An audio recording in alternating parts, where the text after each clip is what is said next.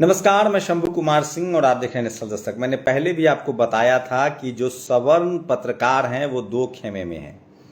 एक जो बीजेपी के साथ हैं, सारा टीवी अखबार 90% सवर्ण पत्रकार, और जो 10% हैं उन सब के बारे में आप जानते हैं, नाम लेने की जरूरत नहीं है। वो दिन रात कांग्रेस कांग्रेस कांग्रेस कांग्रेस कर रहे हैं। लेकिन दुनिया बीजेपी और कांग्रेस की नहीं है। हरियाणा में आज बीएसपी सुप्रीमो मायावती की बड़ी रैली हुई। आपको पता है, बीएसपी की रैली में लोग अपने घर से खाना लेकर आते हैं। ऑटो, ट्रैक्टर, टेम्पू, उनके पास कोई पैसा नहीं होता, कोई पॉलिटिकल पार्टी। ये है मिशन। अगर इस देश के SC ST OBC के नेता अपने समाज को जागरूक करें तो बिना खर्चे के चुनाव जीत सकते हैं, बिना खर्चे के। बस जरूरत है कि मिशन चलाना पड़ेगा। और राजेंद्र प्रसाद सिंह क्या कहते हैं, इस देश की जो सवर्ण लीडरशिप वाली पार्टियां हैं, कांग्रेस या बीजेपी या आम आदमी पार्टी या ममता बनर्जी, ये पैसे वाली पार्टी है, जनाधार वाली पार्टी नहीं है। वोट बहुत, संख्या किस समाज का ज्यादा है? दलित, पिछड़ा, किसान, आदिवासी, अल्पसंख्यक। तो 90% आबादी वाली लोगों की पार्टी बड़ी होगी ना। Sapa, Baspa, RJD, JDU, JMM, DMK, जो बहुजन लीडरशिप वाली पार्टियां हैं, किसानों की पार्टियां हैं। कांग्रेस, बीजेपी पैसे वाली पार्टियां हैं, लेकिन उनके पास टीवी अखबार है। कांग्रेस प्रचार है, टीवी अखबार है, प्रचार है और पैसा है। लेकिन उसके बाद भी सोचिए, धीरे धीरे लोग जागरूक हो रहे हैं। तो कुछ जरूरी खबरें हैं जो मैं चाहता हूं कि आपके साथ बताऊं, और सब आपको बीजेपी कांग्रेस जिता रहा होगा, लेकिन ऐसा नहीं है। कुछ ऐसी भी खबरें हैं जो आपको जानना चाहिए। देखिए, ये दीपशिखा इंद्रा ने ट्वीट किया, ये तस्वीरें देखिए। लोग अपने घर से खाना लेकर आते हैं, अपने घर से। आज मायावती जी की जिंद में रैली थी, अपने घर से खाना लेके आते हैं, बैठते हैं, सड़कों पर खाते हैं।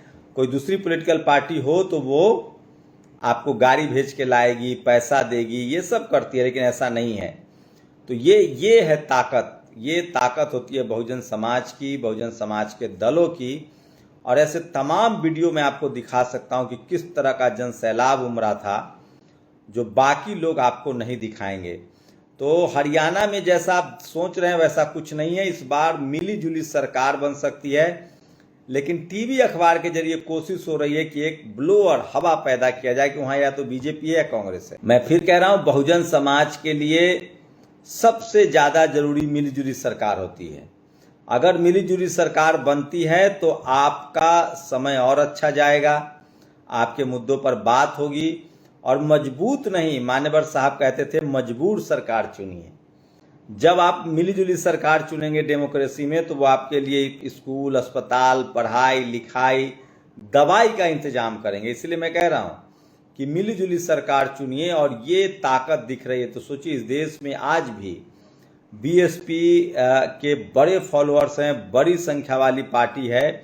और इसीलिए मैं कह रहा हूं कि बीएसपी को समझना पड़ेगा। और जिस तरह से इनेलो से जन सम्मान सम्मेलन का नाम दिया गया था, और आज जिस तरह से जनमत भीड़ जुटी है, वो काबिले तारीफ है। और कुश अम्बेडकर ने तो कुछ बड़े ट्वीट्स भी किए हैं, जो मैं चाहता हूं कि एक बार आपको दिखाऊं। कुश अम्बेडकर के कुछ ट्वीट्स दिखाऊंगा। उन्होंने किस तरह से इस रैली के बारे में अपनी राय दी है कि लोगों के पास जगह नहीं थी। उन्होंने यहां तक कहा है, बीएसपी के लोग बहुत दूर दूर से बसों में, टेम्पू में, ट्रॉली में बैठकर बीएसपी सुप्रीमो को सुनने आते हैं। देखिए, हम लोग के पास OB बैन नहीं है, 5G नहीं है, उतने संसाधन नहीं है, नहीं तो हम आपको लाइव भी दिखाते। लेकिन सोशल मीडिया पर लगातार चल रहा है। जब ये हम एडिट करके वीडियो डालेंगे तो शॉर्ट्स भी दिखेगा। सुप्रीमो अपना खाना भी साथ लेकर आते हैं। ऐसे में यदि उन्हें बैठने की जगह न मिले तो उनके साथ नाइंसाफी है। आगे से कोशिश कीजिए कि और ज्यादा संख्या में उनके लिए कुर्सियों का इंतजाम हो। तो बड़ी महारैली हुई है, बड़ी रैली हुई है आज। और इसको ताऊ देवीलाल जी की जयंती थी आज, और इसको सम्मान रैली का नाम दिया गया था। तो बड़ी रैली हुई है। आप कहिएगा तो मैं कुछ तस्वीरें भी दिखा सकता हूं आपको, जो आज सोशल मीडिया पर वायरल है। तो सोचिए किस तरह से बड़ी रैली थी ये बीएसपी की, और पूरा सोशल मीडिया रंगा पड़ा है और आज की रैली के लेकर। तो हरियाणा में जो आपको दिख रहा है वैसा कुछ है नहीं। और जनता से देखिए, मैं कुछ तस्वीरें, ये देखिए, ये वैभव हैं, उन्होंने शेयर किया है तस्वीरें। देखिए, भीड़ देखिए। वैभव लिख रहे हैं कि बसपा इनेलो की जिन चुनावी रैली, जितने लोग अंदर बैठे हैं उसके बाहर कई गुना लोग खड़ा हैं। तो सोचिए कोई टीवी अखबार इन खबरों को नहीं दिखाता है। गौरव ने कल ही दिखा दिया था कि बड़ी जन सैलाब उमड़ेगी, मायावती, ये देखिए ये तस्वीरें देखिए, तो ये तमाम तस्वीरें आपको दिखा रहा हूँ, ये देखिए, तो बड़ा जन सैलाब है। 20% वहाँ एससी समाज की आबादी है, किसानों की आबादी मिल जाएगी तो बड़ा बदलाव हो सकता है। तो बड़ी खबर है हरियाणा रैली में। और हरियाणा रैली सोचिए, एक जगह मैंने देखा कि बीएसपी की रैली लाइव भी दिखाई गई थी, वो मैं अपडेट कर रहा हूँ।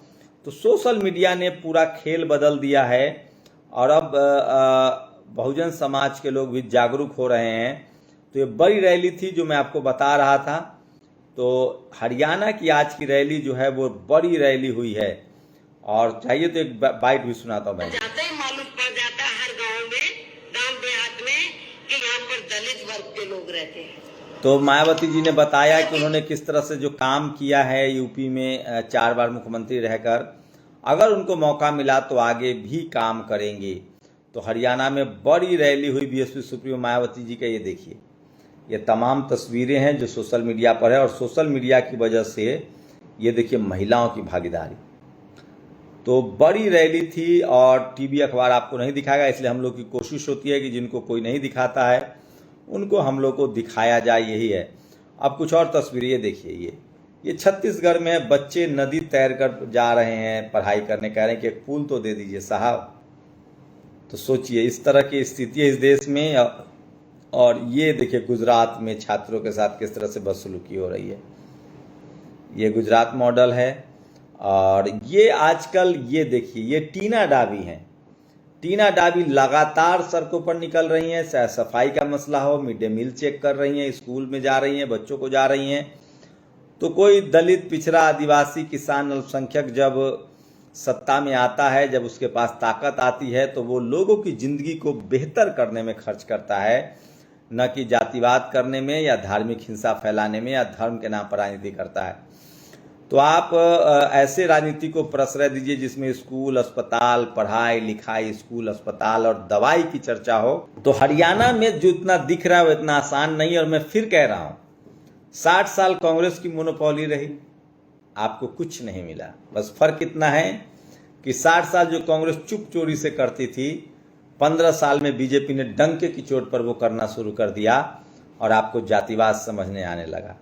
और इसमें सबसे बड़ी बात, सोशल मीडिया पर वो तमाम लोग जो अपनी नौकरी खतरे में डालते हैं, जिनकी नौकरियां चली गई, चाहे डॉक्टर रितु हो, लक्ष्मण यादव हो, इन लोगों की नौकरियां नहीं गई, रतन लाल जैसे लोग, सूरज मंडल जैसे लोग, प्रोफेसर विक्रम जैसे लोग जो इलाहाबाद यूनिवर्सिटी में, और देश भर के वो तमाम लोग जिनको शायद मैं नहीं जानता हूं, रोहित वेमुला की शहादत हुई, दिलीप मंडल जैसे लोगों ने, तमाम सोशल मीडिया पर लिखने वाले लोग जो अपना पैसा खर्च करके, जिनको कहीं से कोई सोर्स ऑफ इनकम नहीं है, जो सोशल मीडिया पर लिखते हैं, पढ़ते हैं, वो तमाम लोग का शुक्रगुजार कहिए जिन्होंने एक पत्रकार की भूमिका में, राजेंद्र प्रसाद सिंह जैसे लोग, राजेंद्र प्रसाद सिंह क्या कहते हैं कि अब तक टीवी अखबार पर कब्जा था जातियों का, अब जब से सोशल मीडिया आया है, सोशल मीडिया ही सच्चा मीडिया है, सोशल मीडिया ही बहुजन मीडिया है।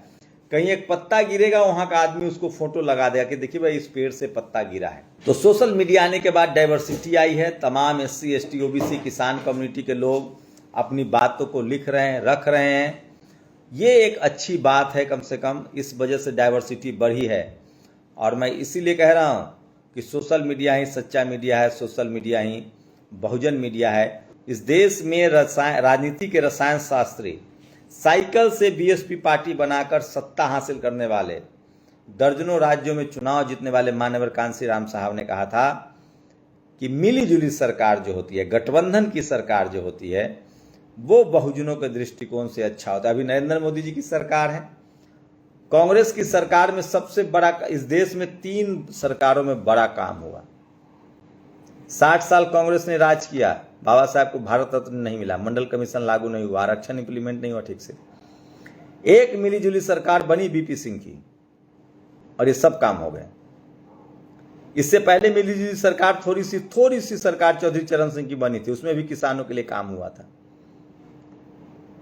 एक पार्टी की सरकार, एक दल की सरकार मोनोपोली हो जाती है अगर वो सवर्न लीडरशिप वाली सरकार है तो हरियाणा में भी इसी के आसार हैं। देखिए नेशनल दस्तक की आपसे गुजारिश है कि अगर इसको बचाना चाहते हैं तो नेशनल दस्तक को सब्सक्राइब करने के लिए रेड कलर के सब्सक्राइब बटन को दबाएं, फिर बेल आइकन की घंटी दबाएं।